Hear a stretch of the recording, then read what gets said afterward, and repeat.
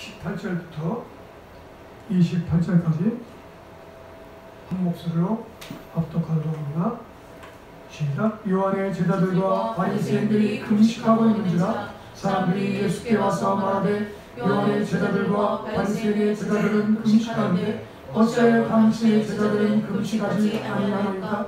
예수께서 그들에게 이르시되 어느 집 손님들이 신랑과 함께 있을 때 금식할 수 있느냐? 신랑과 함께 있을 동안에는 금식할 수 없느냐? 그러나 신랑을 빼앗길 날이 이르리니 그 날이 금식할 것이니라. 생배 조각을 낡은 옷에 붙이는 자가 없나니 만일 그렇게 하면 기운 새것이 낡은 것을 당기어 헤어짐이 더하게 되느니라. 새 포도주를 낡은 가죽부대에 넣는 자가 없나니 만일 그렇게 하면 새 포도주와 부대를 떠뜨려 포도주와 부대를 버리게 되리라. 오직 새 포도주는 새 부대에 넣느니라 하시니라. 안식일에 예수께서 밀가 사이로 지나가실 때 그 제자들이 길을 열며 이삭을 잡으니 바리새인들이 예수께 말하되 보시오 저들이 어찌하여 안식일에 하지 못한 일을 하나이까? 예수께서 이르시되 다윗이 자기와 및 함께하는 자들이 볼 것이 없어 시장할 때 한 일을 잃지 못하였느냐?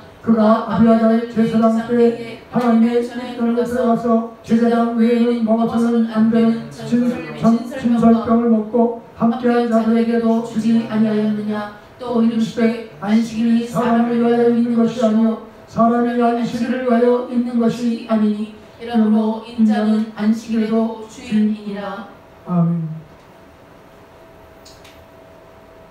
오늘 말씀은 금식일과 안식일 논쟁에 대한 제목을 가지고 함께 은혜를 나누도록 하겠습니다. 어떠한 제도이든 또한 어떠한 규례나 법도이든 그것이 만들어지고 실천하도록 하는 그 동기와 취지 그리고 목적과 정신이 있는 것입니다. 하지만 이것이 시간이 지나고 반복이 되다 보면은 자기도 모르게 타성에 젖게 되고 또 형식화되면서 동기나 취지 또 목적이나 정신은 퇴색되어버리고 마는 것입니다. 불행한 일이 아닐 수 없어요. 그 원래 동기, 원래 취지, 원래 목적, 본래 그 정신을 잃어버리고 타성에 젖는다는 것, 형식화되어 버린다는 것, 참으로 안타까운 일이 아닐 수 없는 것입니다. 유대 공동체, 특히 신앙 공동체의 핵심 원이라 할 수 있는 바리새인과 서기관들의 눈에 비친 예수님과 예수님의 제자들의 모습은 유대 사회가 목숨처럼 여기는 율법 시행 규칙들을 무시하거나 또 나아가 거부하고 있는 암적인 존재로 보이고 있다는 사실이 참 놀라운 사실이 아닐 수 없습니다. 예수님과 예수님의 제자들의 모습이 유대 신앙 공동체에 소속된 사람들, 특히 바리새인들의 눈에 비치는 그 모습은 하나님의 말씀대로 살지 않는, 율법의 시행규칙을 전혀 따르지 않는 사람들의 모습을 비추고 있다.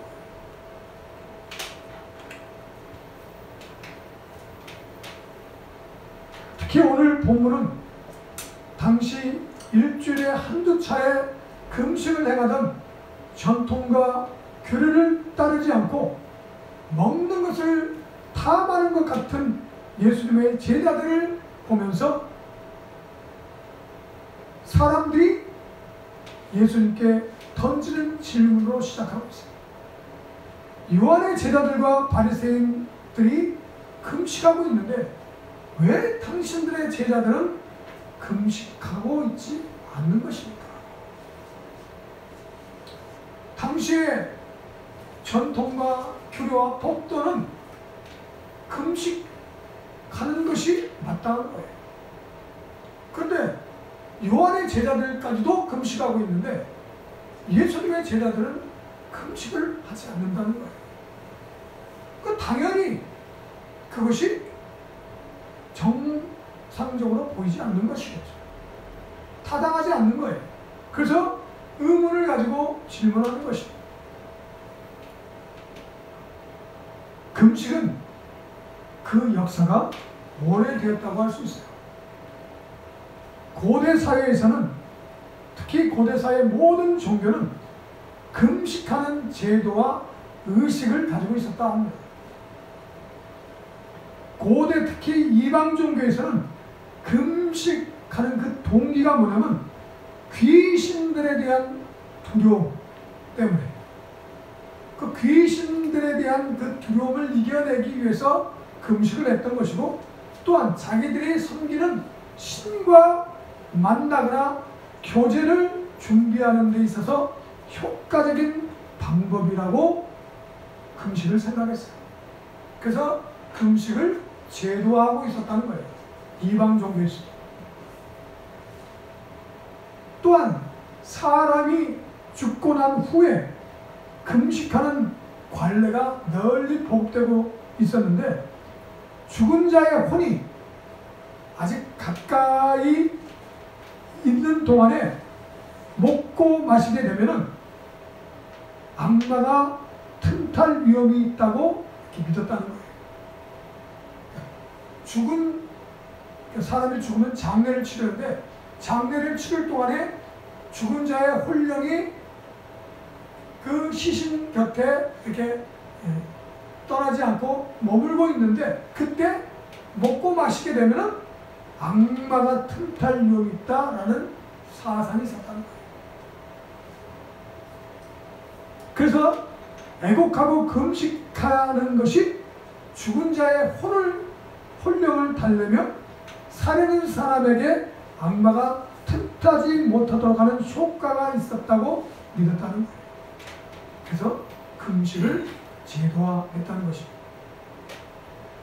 그렇다면 유대 신앙 공동체 이스라엘 백성들의 금식의 그 역사와 배경은 어떠할까 한번 살펴볼 필요가 있겠죠. 이스라엘에서 금식의 형태와 목적은 굉장히 다양해요. 금식은 하나님과의 친교를 위한 준비로 행하여졌음을 성경은 기록하고 있어요. 특히 모세는 십계명을 받기 전에 금식했다고 출애굽기 34장 28절에 기록하고 있는데, 자 시작. 모세가 여호와와 함께 40년을 거기 있으면서 또 떡도 먹지 아니하였고 물도 마시지 아니하였으며 여호와께서는 언약의 말씀 곧 십계명을 그 판들에 기록하셨더라. 그러니까 이 시내산에 올라가 하나님의 말씀을 받는 그 40일 동안 모세는 금식했다는 거예요. 근데 여기서 기억해야 될 것은 금식을 해야 된다는 어떤 그 제도를 가지고 또 어떤 그 규례나 그 법이 있어서 금식을 하면서 시내산에 올라간 게 아니라 그 시내산의 임재 안에 있다 보니까, 계시를 받는 그 임재 안에 있다 보니까 40일 동안에 금식을 하게 된 거예요. 자연적인 결과로 금식이 된 것이 금식을 목적해서 금식하는 것은 아니라는 것에 특징이 있다는 것도 기억하시기 바랍니다. 또 다니엘서 9장 3절에 보면 다니엘도 계시를 받기 전에 금식했음을 보여주고 있죠. 시작. 내가 금식하며 베옷을 입고 죄를 덮어쓰고 주와 하나님께 기도하며 간구하기를 결심하고, 하나님과 깊은 교제를 통해서 계시받기 위해서 금식을 했다라는 기록이 있다는 것입니다. 또 금식은 큰 근심으로 괴로움을 당할 때 개인적으로 행하여 줬음을 말씀하고 있습니다. 시편 시작. 나는 그들이 병들었을 때 굵은 베옷을 입으며 금식하여 내 영혼을 괴롭게 하였더니 내 기도가 내 품으로 돌아왔다. 어떤 질병을 당하거나 큰 근심, 괴로움을 당할 때 개인적인 간구를 위해서 금식이 행해졌다라고 기록하고 있습니다. 또한 금식은 전쟁과 멸망의 위험이 임박했을 때 금식했던 기록이 있어요. 사사기 20장 26절 시작. 이에 온 이스라엘 자손 모든 백성이 올라가 베델에 이르러 울며 거기서 여호와 앞에서 앉아서 그날이 저물도록 금식하고 번제와 화목제를 여호와 앞에 드리고, 또 속죄제를 드릴 때 금식했음을 성경은 기록하고 있어요. 느헤미야 9장 1절 시작. 그달 20나흘 날에 이스라엘 자손이 다 모여 금식하며 굵은 베옷을 입고 티끌을 무릅쓰며 속죄제를 드릴 때 금식했다. 또 특별히 금식에는 기도가 항상 같이 수반되는 것을 보여주고 있는데, 예레미야 14장 11절 12절 시작. 여호와께서 또 내게 이르시되 너는 이 백성을 위하여 복을 구하지 말라. 그들이 금식할지라도 내가 부르짖음을 듣지 아니하였고 번제와 수제를 드릴지라도 내가 그것을 받지 아니하였나이다. 칼과 비둘과 전염병으로 내가 그들을 멸하리라. 금식은 그냥 굶는 것이 아니라 기도를 함께하는 그런 제도라는 것을 기억하시기 바랍니다. 성경에서 유일하게 언급되는 제도화된 금식이 있는데 그게 속죄일에 행하는 금식임을 성경은 또 기록하고 있는 레위기 6장 29절부터 30절. 그게 안 되나요? 자, 그것은 여러분들이 나중에 찾아보는 걸로 하고, 이스라엘의 종교체가 수립됨에 따라서 포로기 후에 연 4회의 금식의 때가 정해졌어요. 연 4회 금식의 때가 이스라엘 백성들에게 제도화됐는데, 스가랴서 8장 19절 시작. 만군의 여호와가 이같이 말하노라. 넷째 달의 금식과 다섯째 달의 금식과 일곱째 달의 금식과 열째 달의 금식이 일어나여 유다 족속에게 기쁨과 즐거움과 희락의 절기이 되리니 오직 너는 진리와 화평을 사랑하시리라. 자, 보세요.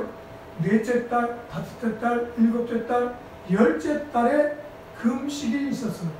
1년에 4차례에 이렇게 정해진 기간에 금식이 있었다는 것을 성경은 말씀하고 있습니다. 거기 자세한 내용이 또 있는데 너무 시간이 많이 가니까 지나가고, 그런데 이것들이 시간이 흐름에 따라 이스라엘에서 이스라엘 백성들이 하나님 앞에서 겸허한 자세에 대한 표현으로서의 금식의 그 시원 의미는 사라져갔고, 점차 금식은 경건한 자기 공적으로 간주되고 말았습니다. 경건의 행동을 이렇게 담보하는 자기 자신이 이렇게 나타내는 공적이 되어버리고 말았다는 거예요.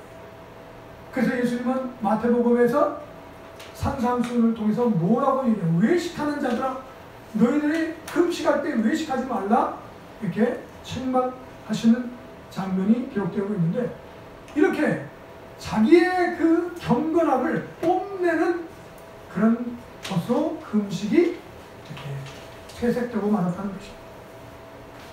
예수님 당시에 종교에 열심히 했던 사람들, 특히 바리새인들은 매주 이틀씩 금식일을 지키는 요구를 받고 있었고, 요한의 제자들도 이 같은 규칙을 지금 지키고 있었다는 것입니다.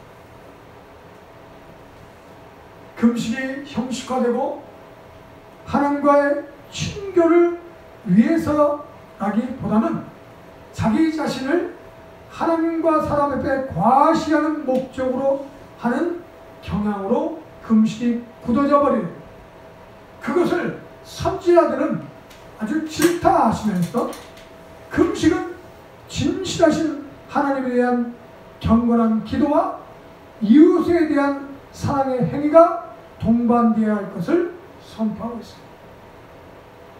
금식 자체가 왜 행하게 되어졌는지 그 동기와 취지와 목적과 정신을 다시 회복해야 된다고 선지자들은 그렇게 외쳐 선포하고 있다는 것입니다.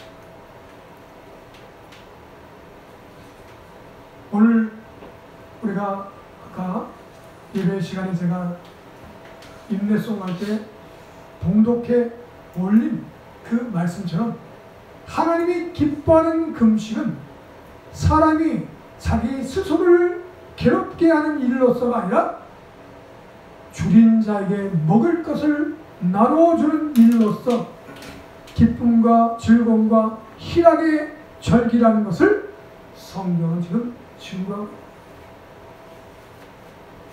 단순히 그냥 스스로를 굶주리게 하면서 자기 몸을 괴롭게 하는 날이 아니라 뭐라고요?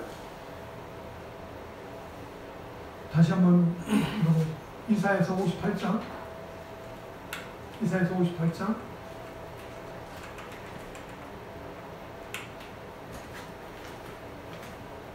4절 한번 읽어봅시다. 보라, 너희가 금식하면서 논쟁하며 다투며 악한 주먹으로 치는도다. 지금 금식을 왜 안 하냐? 금식이 이런 것이다 저런 것이다 이런 걸로 논쟁하며 상대방을 비방하는 것으로 그런 모습들을 지금 하나님은 책망하고 있는 선지자들 통해서 이사야 선지자를 통해서 지금 그것을 질타하고 있는 것인데 지금 요한의 제자들도 또 유대의 모든 규례와 법도는 금식을 명하고 있는데 왜 예수님 당신과 당신의 제자들은 금식하지 않고 있느냐?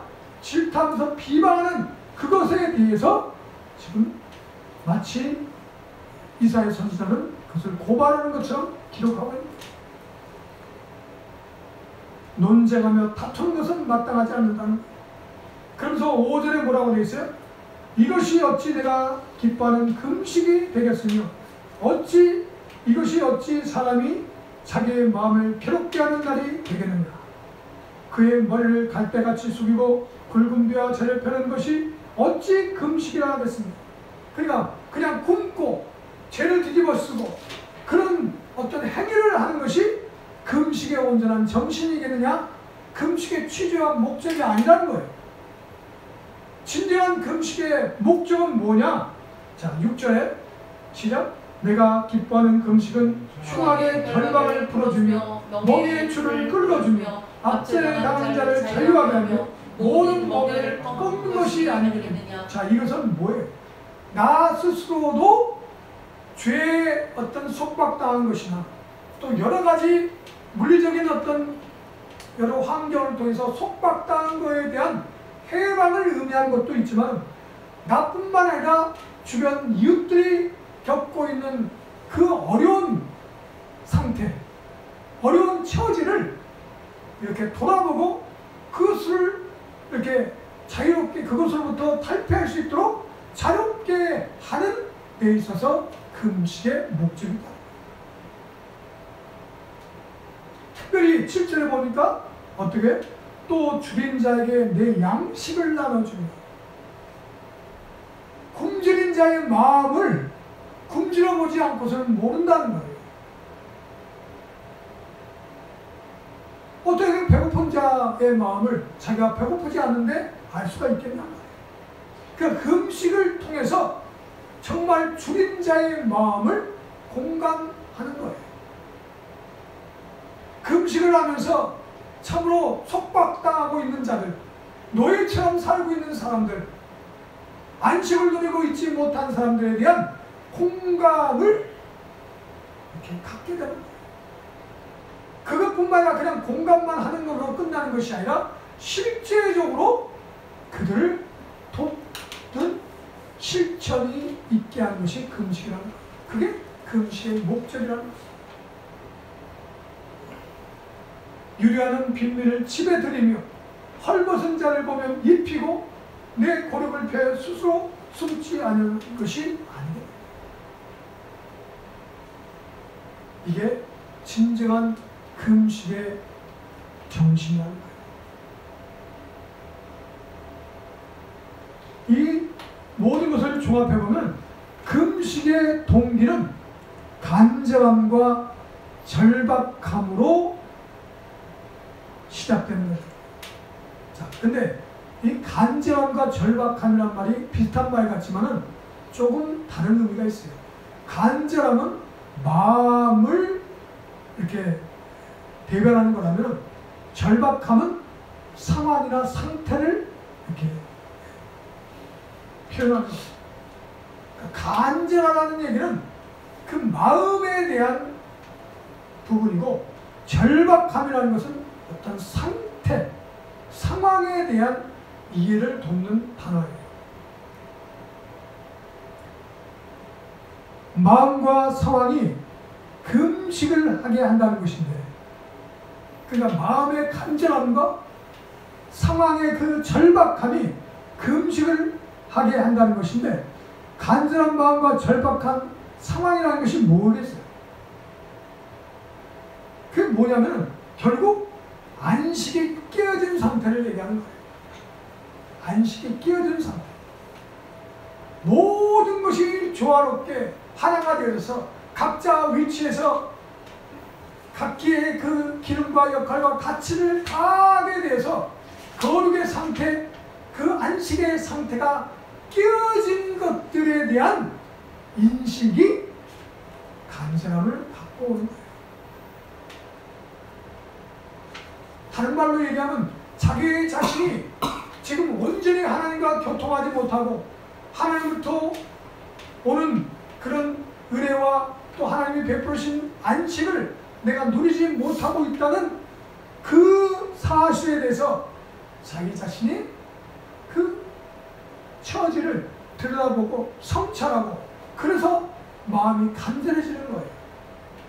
뿐만 아니라 물리적인 상황 속에서 고통당하고 있는 자신을 비롯한 주변의 모든 사람들의 공감할 때 절박함이 나오게 된다는 것이죠.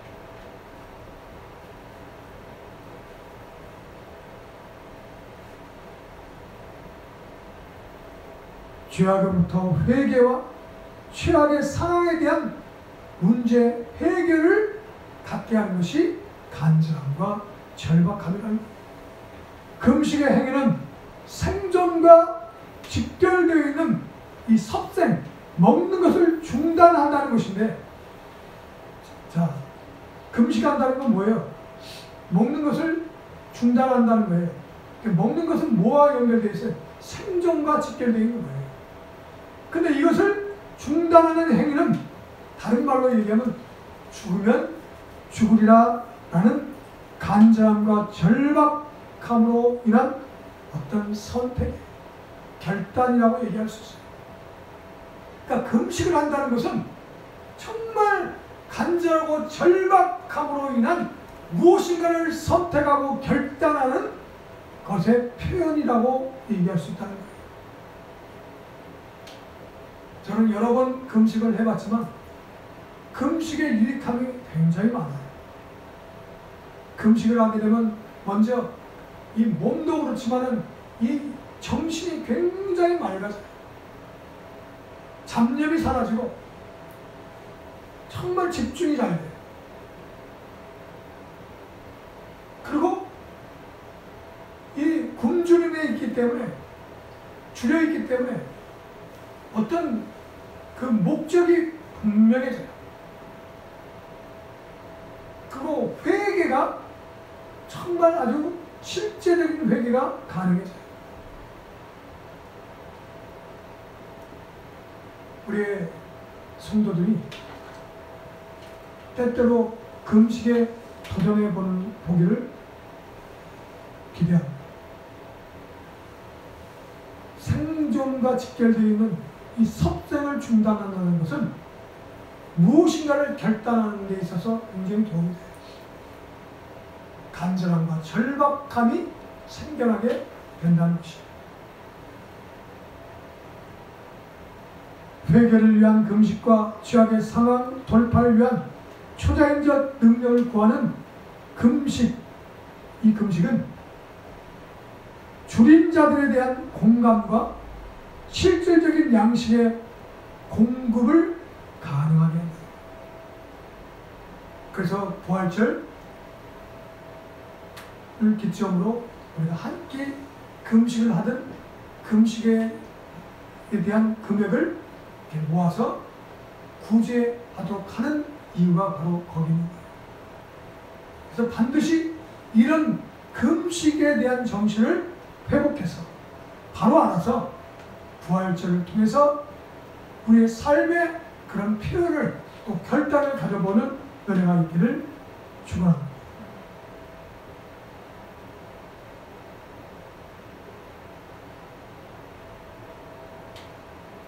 지금 주님은 공생의 기간 동안에 이런 금식의 정신을 잃어버리고 타성에 젖어서 형식화된 금식의 행위만을 이렇게 주장하는 그 모든 것들에 대해서 지금 책망하고 있는 거예요.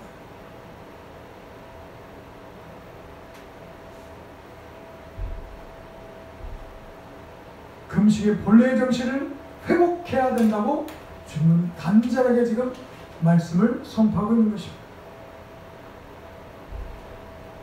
오늘 본문으로 한번 다시 돌아가 보겠습니다. 마가복음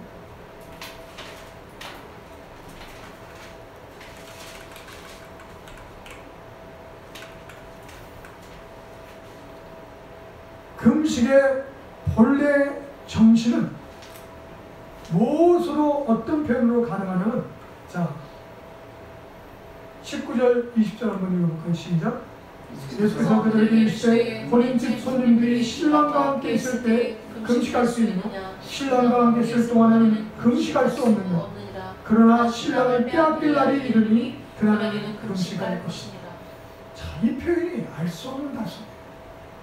쉬운 표현 같지만 굉장히 어려운, 아주 깊은 의미가 담겨있는, 해석하기가 쉽지만 않은 그런 요절이에요.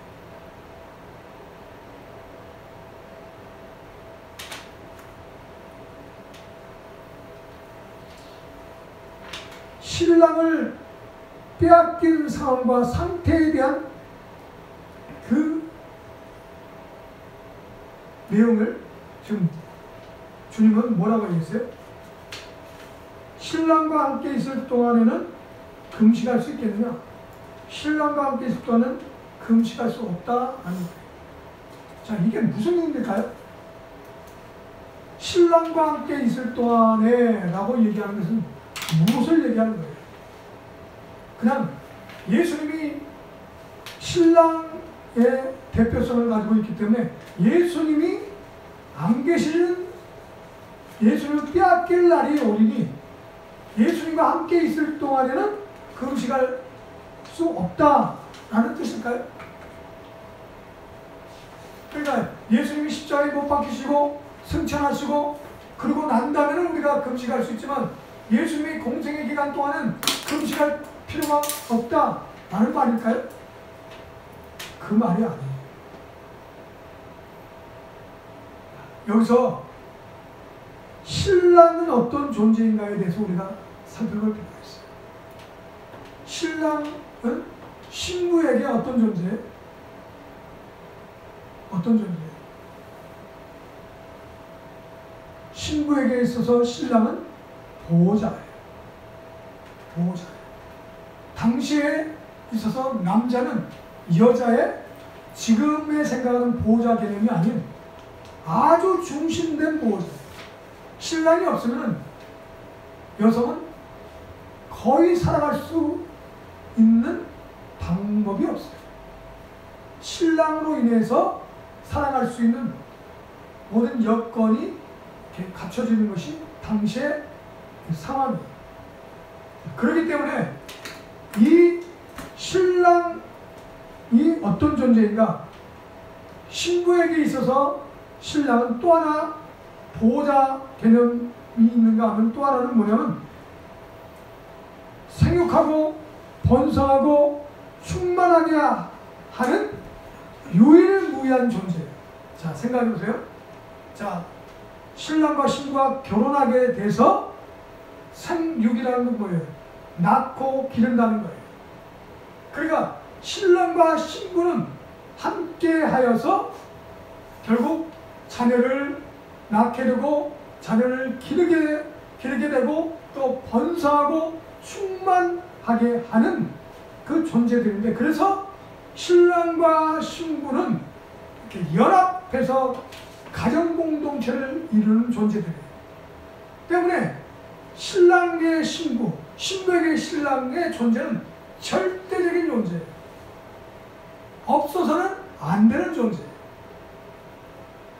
그러니까 단순히 예수님이기 때문에만 얘기하는 게 아니고, 예수님에게도 그리스도의 몸된 우리가 필요한 것이고, 우리가 그리스도의 몸된 우리에게도 예수님의 머리 되신 예수님이 반드시 필요한 거예요. 그러니까 신랑과 신부는 떼어놓고 생각할 수 있는 존재가 아니라는 거예요. 근데 신랑을 빼앗길 날이 온다. 어떤 의미예요?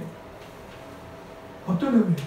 다른 말로 하면 예수님의 존재가 누구에 의해서 우리와 관계가 끊어지고 상실된다는 어떤 의미도 있지만, 그보다 더 큰 의미는 예수님을 통해서 우리가 온전히 하나됨으로 인한 생육하고 번성하고 충만케 되어지는 하나님의 이 창조 원리를 실행할 수 없는 때가 온다는 거예요.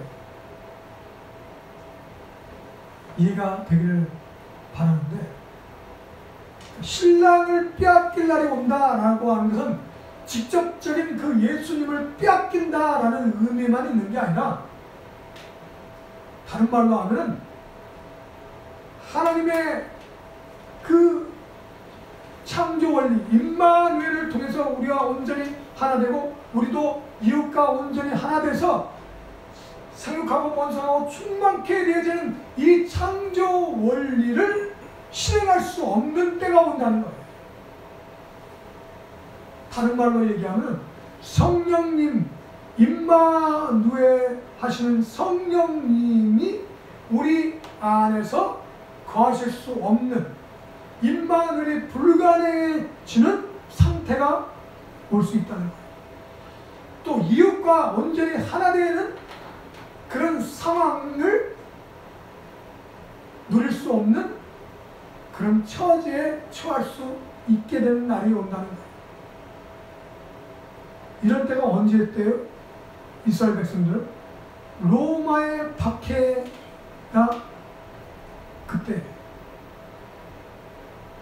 믿는 자들을 완전히 말살하려 하는 로마 황제의 칙령에 의해서 박해가 시작될 때, 그들은 교회 공동체로 모이기도 어렵고 하나님 앞에 예배하며 하나님 말씀을 듣고 배울 수 있는 기회를 가질 수 없는 그런 날들이 그들에게 실제적으로 닥치게 됐어요. 그럴 때 금식이 필요하다는 거예요. 자, 그렇다면 오늘날 우리에게 금식이 정말 필요할 때가 있을 텐데, 어떤 때가 우리가 정말 금식해야 될 때일까요? 근데 오늘날 많은 성도들은 어떤 금식을 그저 그냥 능력받거나 어떤 초자연적인 경험을 하거나 무엇인가의 돌파를 위해서 금식을 결단해서 금식을 하는 것으로만 이해를 해요. 그런 필요에 의해서 금식을 하게 돼요. 그런데 예수님은 아니다는 거예요. 금식할 때가 오는데 신랑을 빼앗길 때, 그때 저희들은 반드시 금식해야 된다는 거예요. 그러면 오늘날 우리는 신랑을 빼앗길 때라고 어떤 때 그렇게 느끼냐는 거예요. 우리의 삶 가운데 과연 신랑이 있는 것인가? 예수님이 나는 길이요 진리요 생명이라고 했는데 예수님이 내 안에 예수님의 말씀이 거하면 무엇인지 구하면 그대로 되리라 말씀하셨는데 그것을 돌이켜 해석하면 뭐예요? 내 안에 예수의 영이 또 예수의 말씀이 예수님의 그 복음이 내 안에 충만하게 있지 않으면 신랑을 빼앗기는 거예요. 성령님과 충만한 교통이 없다고 만약에 느껴진다면 성령님의 감동이 성령님의 어떤 인도하심을 내가 경험하고 있지 못하다면 그건 뭘 의미하는 거예요? 신랑을 빼앗긴 거예요. 근데 많은 성도들이 성령님의 함께하신 감동하신 성령님과 충만한 교통하심을 전혀 감지도 하지도 못할 뿐만 아니라 그것의 결핍을 못 느끼고 있어요. 성령의 충만함을 힘입고자 하는 열망이 현저히 줄어들고 있어요. 정말 신랑을 빼앗긴 상태라는 것을 사람들이 모르고 있다는 거예요. 그러니까 금식을 할 이유가 없는 거예요. 또 금식을 한다 하더라도 본래의 취지와 전혀 다른 목적으로 금식을 하기 때문에 금식의 정신을 회복하지 못합니다.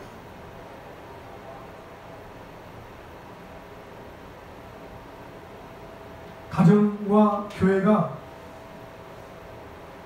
본질, 곧 정신과 가치와 목적을 빼앗기면, 그러니까 우리 가정과 우리 교회가 신앙의 본질, 신앙의 정신, 신앙의 가치, 신앙의 목적을 상실하게 되면 그 공동체는 있으나 마나한 공동체다.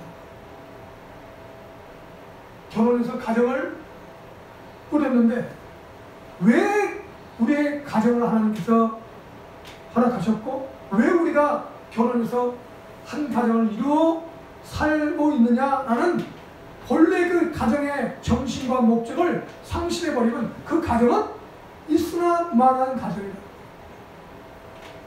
그냥 둘이 헤어지기 싫으니까 만나서 결혼해서 그냥 살다 보니까 애가 생기고 살려면 애 생겼으니까 애를 키우기 위해서 그냥 노력하는 이것은 동물의 어떤 모습이지 한 가정을 하나님께서 허락하시고 그 가정을 통해서 이루고자 하시는 목적과는 부합하지 않는다.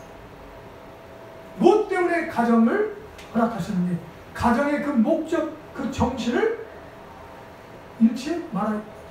교회도 마찬가지. 아름다운 교회가 세우게 하신 하나님의 본래의 목적, 그 정신을 잃어버리면 교회는 있으나 마나한 교회가 된다.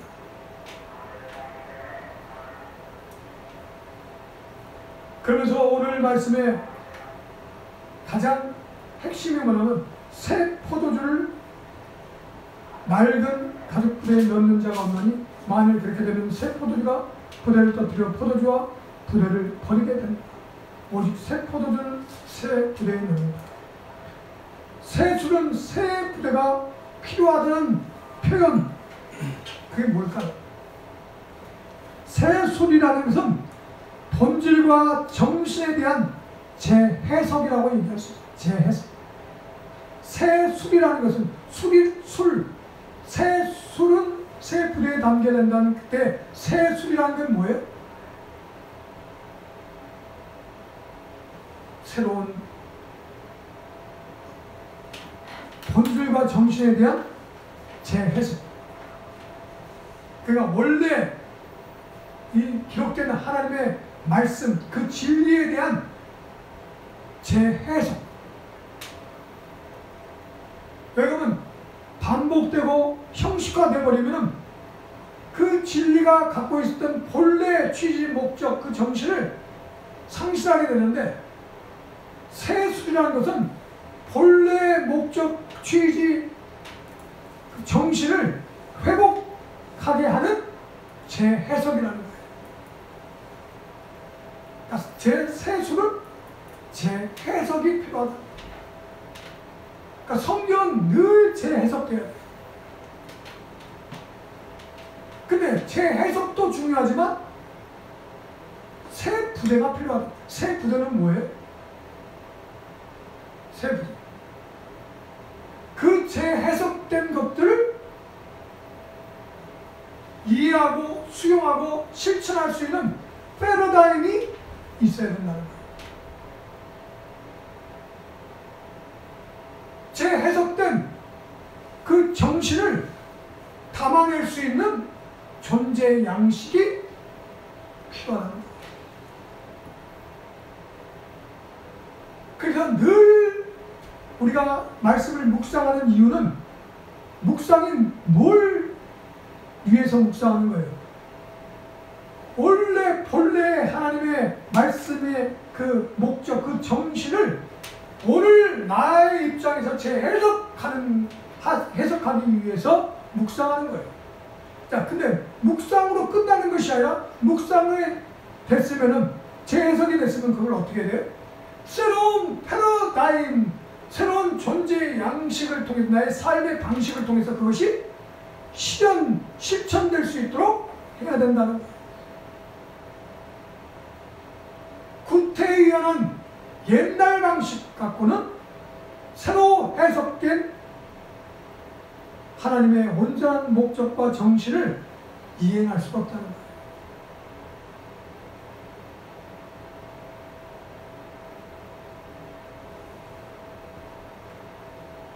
안식일 정신도 마찬가지입니다. 23절에서 28절까지 안식일에 대한 것도 금식과 동일한 거예요. 안식일의 본래의 목적이 뭐예요? 안식일. 안식일의 동기한 목적, 또 안식일의 정신은 뭐예요? 사람을 비롯한 모든 생물들이 제 위치에서 제 역할을 다함으로 그 결과로 충분한 쉼을 얻도록 하는 것이 안식이에요. 다시 말해, 생존과 결핍의 해소를 위한 고된 노동으로부터 자유로워져서 모두가 만족할 만한 쉼과 기쁨을 누리는 날이 안식일이에요. 그러니까 안식일의 주인이라는 그 표현이라는 것은 예수님의 성육신과 주님의 통치의 목적이 안식의 회복에 있다는 의미예요.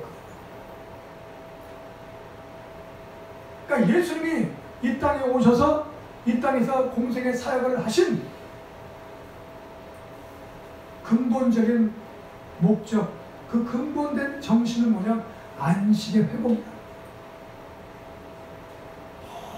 모든 만물들이 각자 위치에서 제 기능과 역할을 다함으로 조화롭게 모든 것이 연결되어서 모두가 다 필요한 모든 것들이 다 채워지고, 그래서 충분한 쉼을 갖게 되는 것이 안식이에요.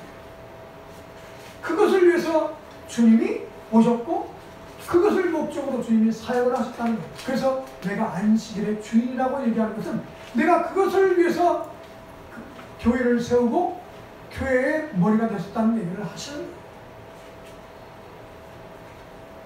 말씀을 정리합니다. 금식과 안식일에 대한 온전한 정신을 다시 회복해야 돼요. 타성해졌고 형식화되어버린, 매너리즘에 빠져버린, 자기 자신을 드러내려 하는, 외식하는 금식의 그 모든 행태를 벗어버리고, 진정 금식의 정신은 뭐예요? 자기 자신뿐만 아니라 이웃의 모든 사람들을 압제로부터 해방시키고, 굶주림으로부터 해방시키는 것, 모든 속박으로부터 해방시키기 위해서 금식하는 것이고, 또 안식이 허락되어졌다는 것.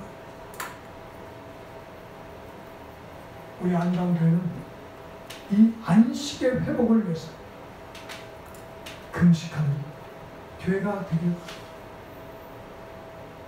안식의 회복을 위해서 모든 사역의 방향이 정해지길 바랍니다.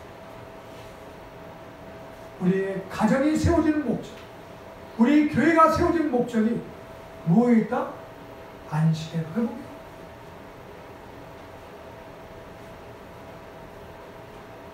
우리가 일하는 일터에서도 그래서 안식의 정신을 잊어버리면 안 돼.